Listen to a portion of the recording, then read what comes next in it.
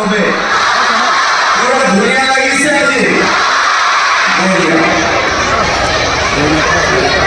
তোমালোকৰ কেইটামান কথা কম ধুনীয়াকৈ শুনিব লাগিব হ'বনে না হ'ব আৰু মাজে মাজে চিঞৰিব লাগিব হ'বনে নহ'ব ঠিক আছে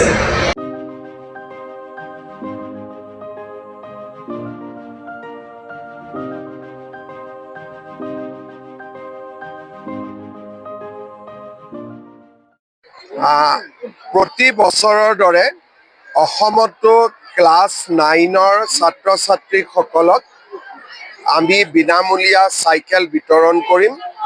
এইবাৰ প্ৰায় 3,17,000 ছাত্ৰ ছাত্ৰীয়ে চাইকেল লাভ কৰিব। ডিব্ৰুগড়ত আজি আমি আনুষ্ঠানিক কাৰ্যসূচী আৰম্ভ কৰিলোঁ। এতিয়াৰ পৰা প্ৰত্যেকখন স্কুলে গৈ আমাৰ বিষয়াসকলে ছাত্ৰ ছাত্ৰীসকলক চাইকেলখন বিতৰণ কৰিব।